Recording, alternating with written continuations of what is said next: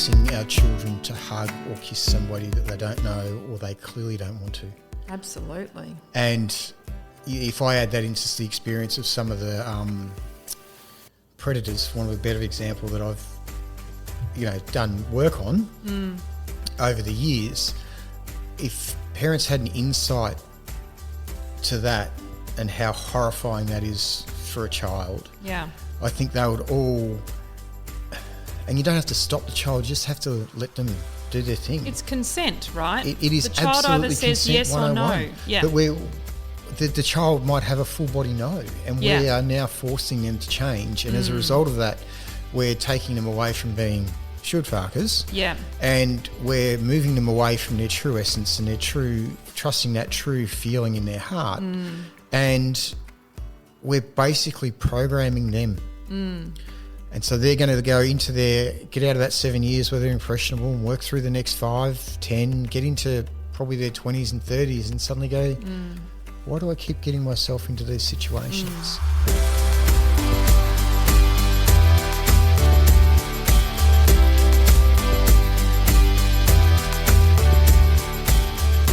Hello, Quanta folks, and welcome to another episode of Faark the Shoulds podcast. I am QuantiMama Jodi. And I'm QuantiPapa McGill. Hello, Jodi. You got in first there, babe. I did. This is the evolution of podcasting and conversations. This is me getting a word in. Yeah, well, quite possibly you may actually graduate to doing the intro. Ooh, big scary task. Okay, so today we are literally not thinking too hard about the topic, and we are talking about farking the shoulds today. We're going to have a revisit, and I mean, everything in life you should revisit along the way and check in and see how you're going. And I mean, what did we start 4 years ago? This is year 4. Yep. Yeah, and so we've been farking the shoulds and been trying to make that a part of our everyday lives and our existence in that time. And it's probably good to see how we've gone. There's a couple of things. I really love reflection, self-reflection. I think, firstly, it helps us remember that we're not stuck where we are. And so, we've talked about this in previous episodes. I think the one we talked about being a different person, you're a different set of cells in your body every 7 years maximum, right? So you can only be a remembering of your old self, like your body is new cells in that, right? So that's kind of cool. But the benefit of having some reflection is that I think I think your mind works a little bit better than mine in this sense, but I tend to I'm like a goldfish, and I kind of literally forget where we've come from, and you tend to chart that a little bit more, and I think that probably gives you a different sort of reverence for our journey, shall I say. I want to use my 2 fingers for talking marks there, because I hate the word journey. It's just so cliched these days, but it is a journey. It's a journey, and especially when you're a should farker, right? So when we first had that conversation, it was the inspo for the podcast title, and can I just say I freaking love it. You know how sometimes it's just like a divine thought and you go, okay, let's just be funny and call it Faark the Shoulds. But I actually feel so strongly about farking the shoulds now. It's a whole framework for life, and it's so integrated into our family life that we don't think too much about it anymore, do we? No, it's become part of our part of the way that we can communicate with one another. And we can actually stop and I can say to you, or I can say to one of the kids, is that a should? And to actually have them just pause for that period of time, or yourself or me, and reevaluate what you're actually doing and go, no, it's not. So then you commit into the pathway you're going to, or yeah, it is. Why am I doing this? This is against the grain. And it's that chance to evaluate or reevaluate all the little decisions you make as well as the big ones.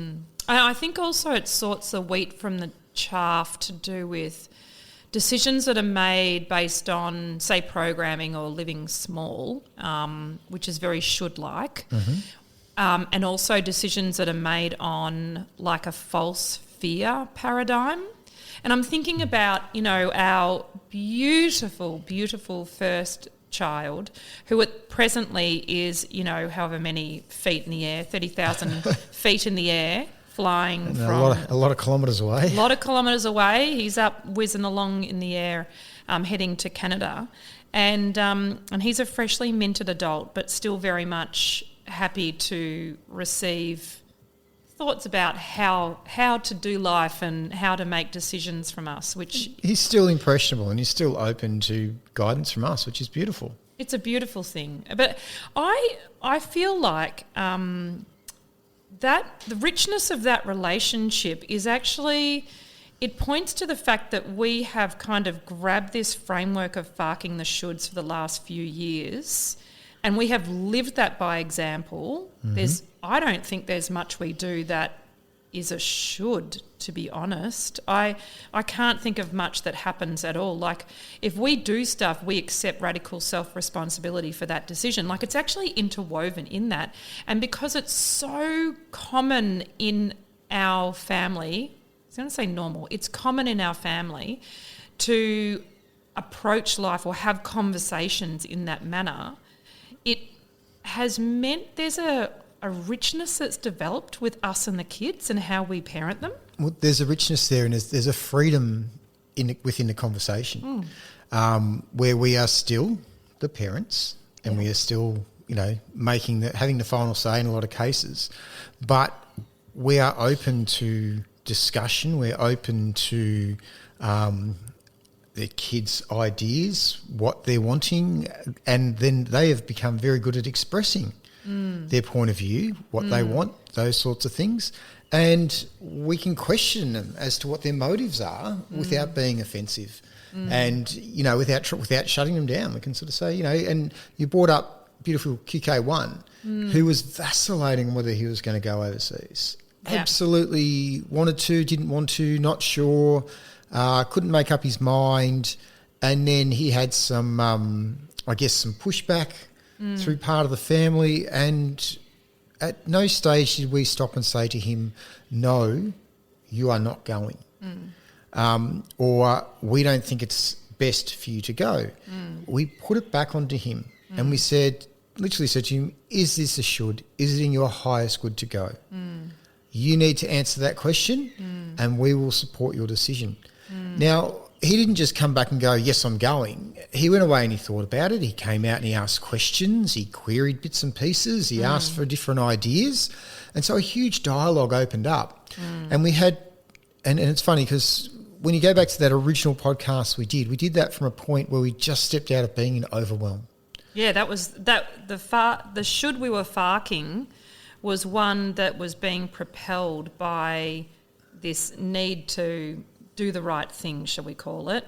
And we were, I remember I was particularly just in absolute overwhelm, absolute fight, flight, fright, adrenal response.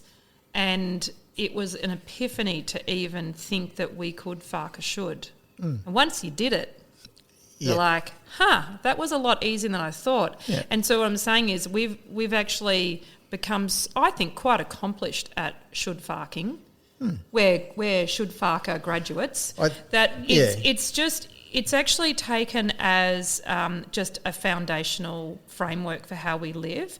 But I think what you were saying about Kid 1 and him vacillating around his decisions, even then he was, I thought, making some quite economising decisions about how he would travel or for how long he would go. And, part of that conversation was, I don't think we need to even really tease it out, but we literally said, you're going a long way to not do very much. Like perhaps, you could feel into what that would be like to stay longer and actually go travelling and get yourself into the unknown, to quote Elsa. Because that's actually a place where I think the shoulds keep us in this place of comfort, and I think that's where we've really noticed when we do shoulds, we stay in a place of comfort and certainty, and there's not a lot of exciting things that happen there. In fact, that's where the banal life You're just going through the motions. Yeah, you really do. I mean, I'm sure it's quite pleasant, and there are plenty of people that are comfortable with that. And to be honest, if you want to do the shoulds, like, please, should to your heart's content, but be honest with yourself that you are doing shoulds, and there is another option out there. And I think that's the thing is, what I want to say is being like a what did I say? We were like doing our masters in shoulding now, weren't we? So we were like so far down the track. You can call me Dr. Should-Farker when we graduate from this one. I don't know what that's going to be, but there is so much ease around not doing shoulds anymore. Like literally part of all of the shoulds are things like, I don't apologise unless it really is an apology. I don't say sorry just for the sake of sorry, because I know that takes something away from me and changes the dynamic of the relationship of whoever I'm engaging with, right? So I don't speak inauthentically. When I say I'm going to do something, I generally do it. And if I don't, then I hate myself quietly in the corner until I do it, right? But there's a whole lot of underpinning elements to being a good human that I think Faarking the Shoulds really supports. You tend to be more honest, don't you? And you tend to be more radically responsible. You do. And in terms of, as you say, like talking about, graduating or moving through, or in our case, I would look at it and just go, I'm far more comfortable with it, is that you tend to avoid or see situations coming that are not ones that you wish to be involved in. You know that they're not for your highest good. You know that you're just going to be spending a lot of your energy for very little, self-reward or reward for other people, depending on, and that's okay too. So I think we've become far more adept at looking at something as it comes in, and you almost make that assessment as it's going on, and you then go, no, it's not for me. So you move past that so much faster. You don't get hung up on something. That's all very well, but how do you make that assessment? I know how I make it. I'm curious how you intellectualise that. Well, it depends where it comes from. But if it's if it's someone talking to me, or if something's happened and I need to respond to some degree, I've got to look at that, and I often go, if it's an instant yes, then I'm off and I'm doing it. If I have hesitation or trepidation, then I might hear out or tease out the problem a little bit and really, put a good amount of thought into that. And then from that, I look at it critically and I make that assessment and I go, well, no, or you know what, yes. And if I need more, then I'll come and I'll talk to somebody else, which is generally you. How do you register? I want to strip it down even more, because that's a whole lot of talky talk. How do you register your yes? I'm not trying to put you over the coals here. I'm trying to get you to... I would say you feel it. Right. It is just an innate feeling of you feel your body going, yeah. Yep. I mean, I don't want to entice an answer out of you, but that literally is the answer I was after. It's like you knew. It's a bit like I knew. But it is, because when we stop trusting our instincts, when we move so far away from listening to our bodies, listening to our internal feelings, listening to all the barometers, whatever you want to call it, whatever you have that works for you, your early warning system, whatever it may be, when we move away from that and we start forcing ourselves to do things because that's what we think should be happening, every time we do that, we move further and further away from our true self. And we make it harder and harder to come back to that point where we make a decision that's based in our heart space, based in the benefit for ourselves, that we take radical self-responsibility for, and we follow through that decision and we commit to it. Yes, I agree with you. A few things occurred to me as you were saying that. So firstly, I agree. I feel it in my body, and I think that if you beautiful listeners are sitting there going, what the fuck does that mean?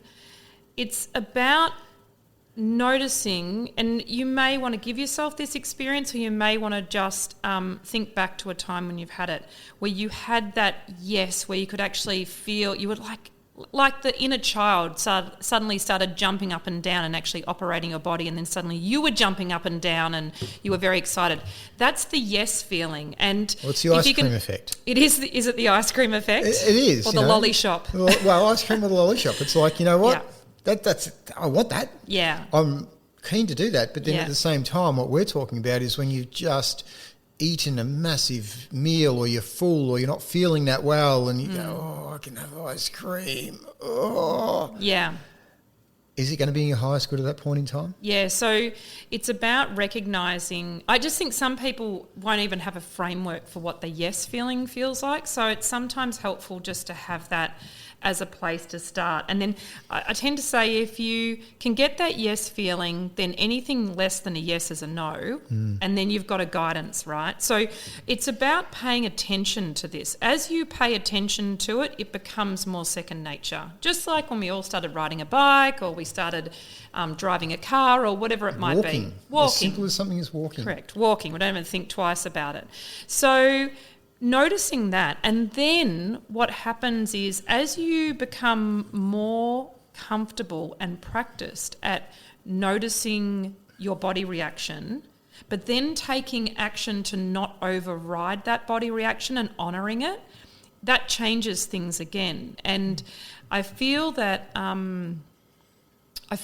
when we ignore the body response, we naturally create a dimmer switch in our body for that feedback, right? Because the body's really efficient. It goes, oh, well, you're not paying attention to these signals that I'm sending out to you, so I will basically turn down that feedback system so that it doesn't bother you as much. You're going to do your thing anyway. And this is this whole conversation about how we can go unconscious with our programs and play out, the shit that our parents didn't mean to, but passed on to us when we were in that very unconscious state of in utero and the first 7 years of life, just being a sponge. And so I think that as you play around with these things, it can bring up a lot. It can feel a lot to say no to stuff. It can feel a lot to not just play nice because you're meant to do it. And it's not about being obstructive, but it certainly is about just flexing that muscle a little bit more. And I think that the more that we are people pleasers, or the more that we're doing the shoulds, then the further away, as you said, that you'd say the dim and switch turns down. I'd say the further we move away from our own body's barometer and our own ability to trust in ourselves and our systems and put ourselves first. And I've spoken about that before with you and with other people, and particularly men, that you always need to be, and anyone, you need to put yourself first.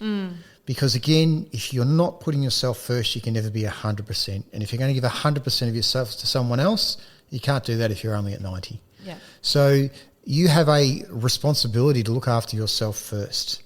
And then from there, work out what is going to keep nourishing you, but allow you to spread your seeds, spread your love, spread your gold light, whatever it is. Yeah.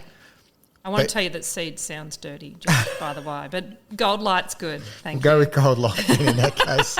Well, I see what I have to put up with. But if you're going to spread your gold light, you might as well shine from 100%. Why not? Why not? Well, because what you're a lovely not. Suggestion. Yeah. Yeah, no, that's fair enough. I get that. So it's about, I guess, just shining a light, literally, without trying to use the word light like we're playing a drinking game and hoping to get completely shit-faced by the 20-minute mark. It's about using that light to help you make clearer decisions, because the other thing that's really interesting to experience, and I think that because we're recovering shoulders, right? So we are, moving into the alumni of should farking, but being former shoulders, we have that benefit of contrast, of noticing what that was like and what the benefits are as you remove the dimmer switch on the feedback on the body, and how as you start honouring what your real yeses and nos are, not the bullshit that you've been passed on and told that you ought to do, you know, stay quiet, keep your opinions to yourself, put on a nice dress and some lipstick, whatever it might be. And then obviously I've got my things as well. Of course. That was a gag, clearly. I know. Yeah, I know. You just agreed too easily. As you honour that, what happens is I think you then become privy to more of your innate intelligence. So again, it works in that way of, okay, you're taking action on your yeses and nos that are coming up in your body, which is your beautiful community of trillions of cells working in harmony to always create the best outcome for you. And as you honour those more, then what happens is you get more of that information and shit starts working out. And we start circling back to one of my favourite terms from one of my favourite guests who is going to be on the podcast again very soon, which is super exciting. But the beautiful Riona gifted this one to me, which is pronoia, which is the opposite of paranoia. And it's the belief that the universe is always assembling to support me, you. But I think you can extend that pronoic kind of mentality to go, I'm always looking to support myself. So I always have my best interests at heart. And as you anchor in that belief system, like everything gets really lovely in life. I mean, there's always contrast, but there will be generally some kind of silver lining to all clouds and weather formations in your life, right? It's just about allowing some spaciousness for that to reveal itself. And it's also then about, as we've spoken about before, how you choose to view that experience at that point in time. Totally. A different question for you though. When was just think, obviously we spoke about the fact that this podcast was born out of overwhelm. And I have no doubt I can think of times for myself and for you where we have been in overwhelm since then. What has changed with the way you deal with being in overwhelm? Well, it's funny you say that because I think a more interesting question, if you were listening to this conversation, would be, why are you still having overwhelm? Maybe we're not quite the master's degree yet, darling. Well, I mean, my ego says I am, but... so which question do I want to answer?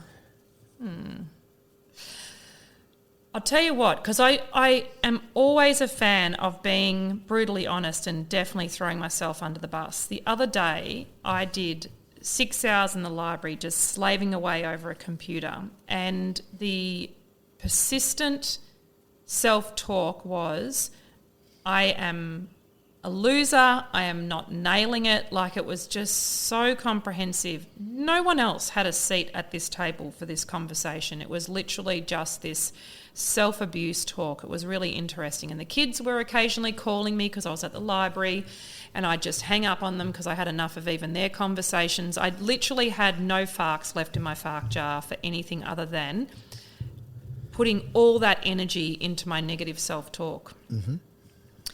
And then I rang you at probably about the 5 hours and 59 minute mark.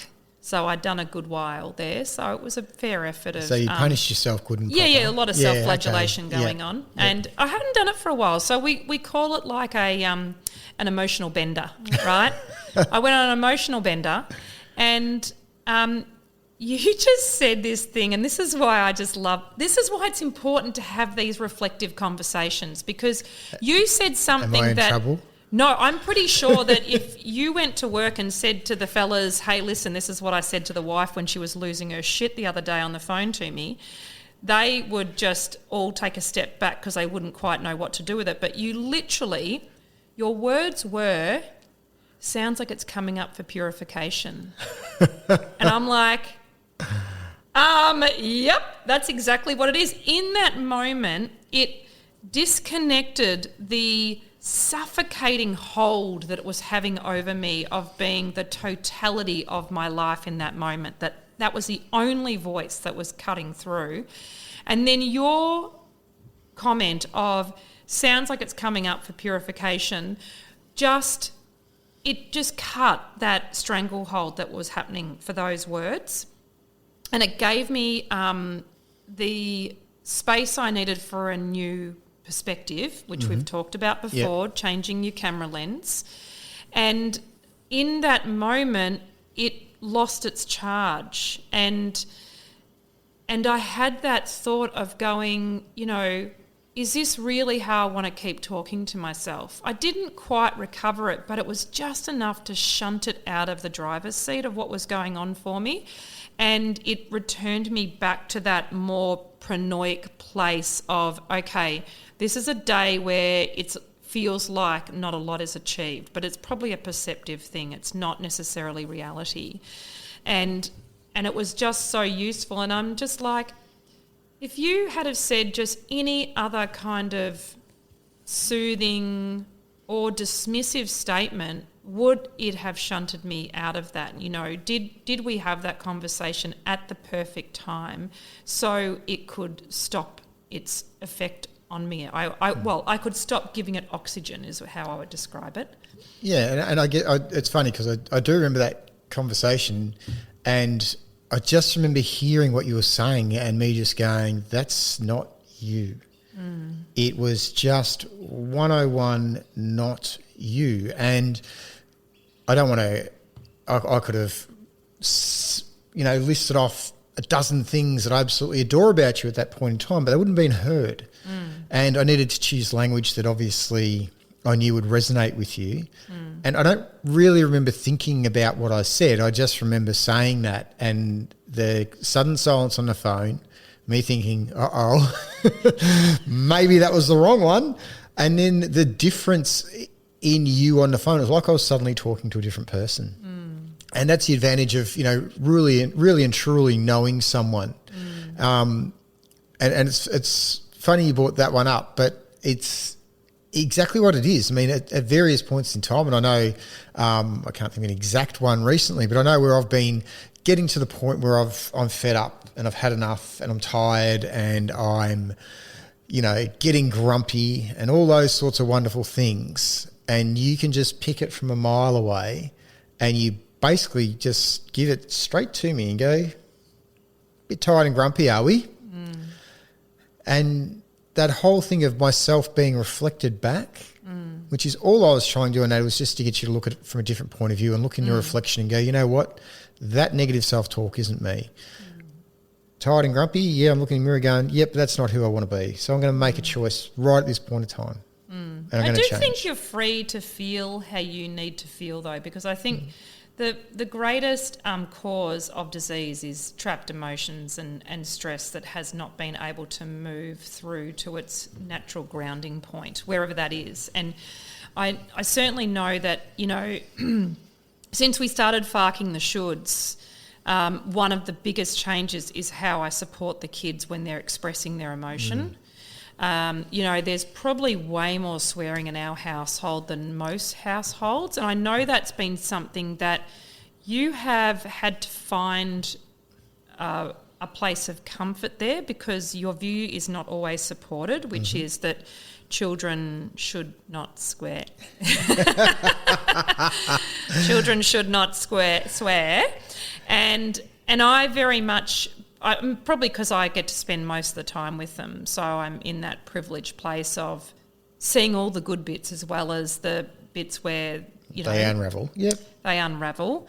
That the swearing is actually just another example of them moving what is overwhelm for them in that moment. And I don't take away from those experiences of overwhelm. I want them to have the full experience.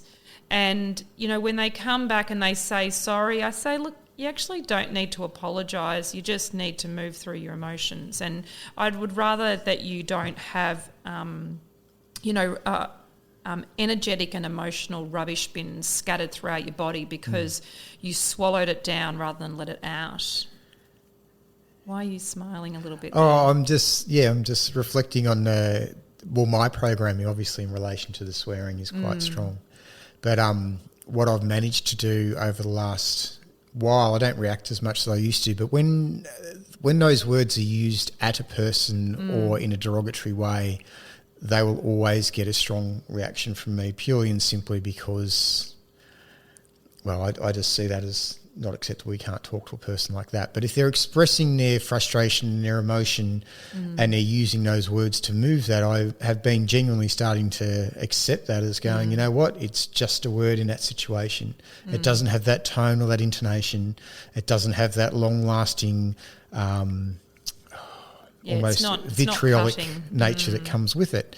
And our youngest is probably the most shining example of that, where he'll just rip it out and he's, you know, quite happy 2 or 3 minutes later.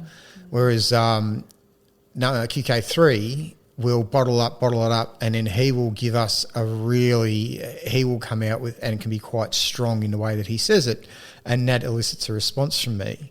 What I've found though, particularly with him, is that if I wait for 5-10 minutes or half an hour and then go and have a conversation with him about it, rather than reacting out of my initial state, he understands, why I'm having that conversation, and I have a far better relationship with him, and I can bring far more to his attention and he can bring far more to mine. I think, so I want to make a distinction, because I actually think how you feel, say about the swearing, right? I have empathy for you too, because you're out of the household, so you don't hear the first round of fucks and bitches and whatever other words they decide to, stretch the parenting-child relationship with. And I'm not saying the kids call me that at all. I wouldn't put up with that. But when they are in overwhelm, there's usually you can see what's happened. So I don't take away from the fact that that's challenging for you to hold space for. I think you're getting better at not reacting, because you're now considering what is the unmet need of that child that is now lashing out, and what's been the dynamic that hasn't been addressed. And I think it's also really fine to have boundaries in place, because I think the distinction is you don't let your family have a free-for-all and just do whatever the fuck you want based on the fact that, my body says yes, so, I just want to do this, that and the other. That's not what I'm saying. What I'm saying is that it's about noticing when something is a no that you override. And parents, to be honest, are absolute Monties for doing this with their children. Well, the one with parents that always comes back to me and is stuck with me forever, and given the work and the nature of the work that I've done over the years, is when we're forcing our children to hug or kiss somebody that they don't know or they clearly don't want to. Absolutely. And if I add that into the experience of some of the predators, for one of a better example that I've done work on over the years, if parents had an insight to that and how horrifying that is for a child, I think they would all, and you don't have to stop the child, you just have to let them do their thing. It's consent, right? It is the child absolutely either says yes or no. Yeah. But the child might have a full body no, and we are now forcing them to change, and as a result of that, we're taking them away from being should farkers, and we're moving them away from their true essence and their trusting that true feeling in their heart, and we're basically programming them. And so they're going to get out of that 7 years where they're impressionable and work through the next 5, 10, get into probably their 20s and 30s and suddenly go, why do I keep getting myself into these situations? Why do I keep allowing these things? Why do these things seem to happen to me? Yeah, well, then we feed into the drama triangle and they become victims, and why does it always happen to me? And so the question is, my point is that if we were looking at it from the point of view of getting our children to be able to make decisions, and our friends and everybody around us to make decisions from their heart that are in alignment for them, and that are for their highest good, and that they are, and they're farking the shoulds. Yeah. How different is their interaction with life going to be? I actually would counter an argument that if you are a practice should farker, you can never be a victim. You just don't, because your decision framework is around what you think is a yes and a no for you. And when you do that and you live in that way where you don't just do stuff because that's what you're meant to do or you've been entrained to do or gaslit into doing, then you don't end up a victim because you have really great and connected conversations with self about what's right for you and what's right for your community. I always think there's a balance between serving self and serving community. Sometimes I do shit I don't want to do, but I own it. Like, I'm not a victim of that choice. When I'm of service to others, I'm of service to my community, and it actually then has the knock-on effect that does fill me with a yes, which is I love being of service. So, not to all things, don't get any ideas for after this podcast, by the way. But I do love that. And I think it's actually a really healthy, it's not a balance, it's a seesaw, right? So when you're serving the community, you're not serving yourself necessarily. But when you do serve yourself, you become a better community member. So they are mutually beneficial in terms of how they scratch one another's back. What you brought up in there that almost comes right back to the heart of everything we've spoken about is the word choice and the power of choice. You know, you have a choice. You can fark the shoulds, you can do the shoulds. You can choose to fark some of them, you can choose to not. And that is your power. There's always choice. Even if the outcome on the other side is something that you don't want, you can still make that choice. You can give up a career. You can change your entire lifestyle. Or you can choose to follow along. And that's where it's at for me. Yeah. I have that power of choice. Yeah, and you own that decision, which is awesome. So again, you cannot be a victim in that situation. You can only be your own hero in that situation. You can only empower yourself through that. And to be honest, like sometimes when I do contrast, like have a day of beating myself over the head emotionally, I appreciate the difference because I actually don't want to live this life just all sunshine and lollipops.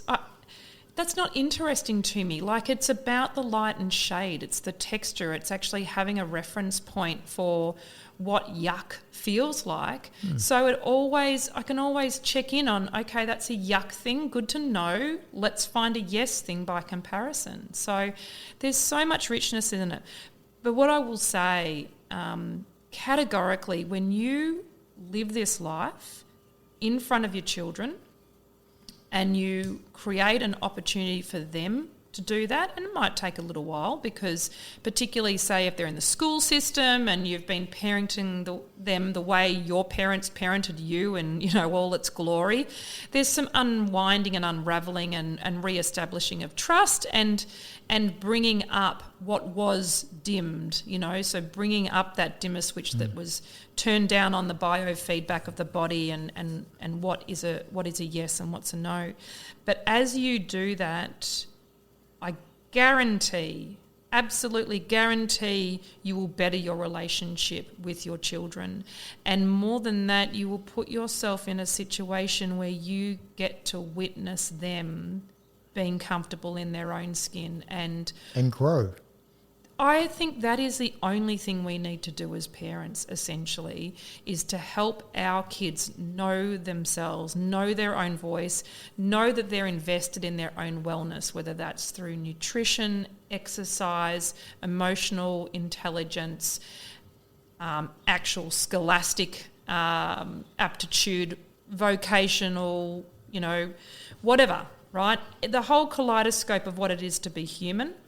Interpersonal connections, all of it, right? When you have children that have a interest and a curiosity and a yearning to keep flexing in all of those places, then that's your job done.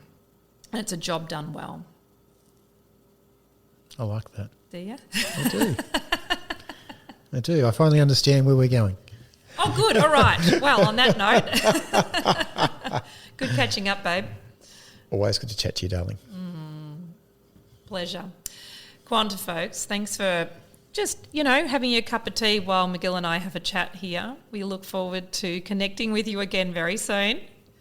And if you're curious, go find episode 1 if you're now finding us and you're having this, what is this, it's like a remix, isn't it? It is a little bit, yeah. Well, to look back. Yeah, And I love a remix. Yeah, you hear how much we've The kids were changed. playing some Akadaka version that was a dance thing, and I'm not sure about that remix, but I reckon this remix is okay. See how it goes. Quantifolk, be well. Until next time. Bye. Beautiful Quantifolks. You know, at QuantiMama, we have a mandate that we feel so passionate about. We want and we are raising the community's vibration and frequency and consciousness through parenting and birth experiences. Such incredible, transformational experiences that will shape you as a person and are the very fabric of life.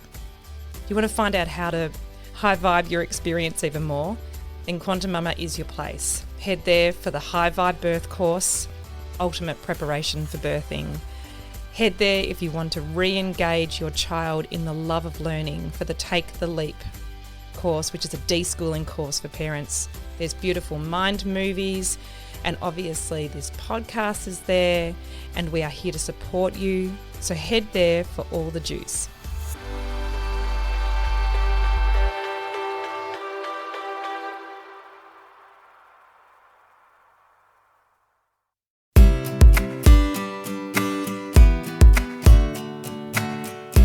Beautiful Quantifolks. You know, at QuantiMama, we have a mandate that we feel so passionate about. We want and we are raising the community's vibration and frequency and consciousness through parenting and birth experiences. Such incredible, transformational experiences that will shape you as a person and are the very fabric of life. Do you want to find out how to high vibe your experience even more? Then QuantiMama is your place. Head there for the High Vibe Birth course, Ultimate Preparation for Birthing. Head there if you want to re-engage your child in the love of learning for the Take the Leap course, which is a deschooling course for parents. There's beautiful mind movies, and obviously this podcast is there, and we are here to support you. So head there for all the juice.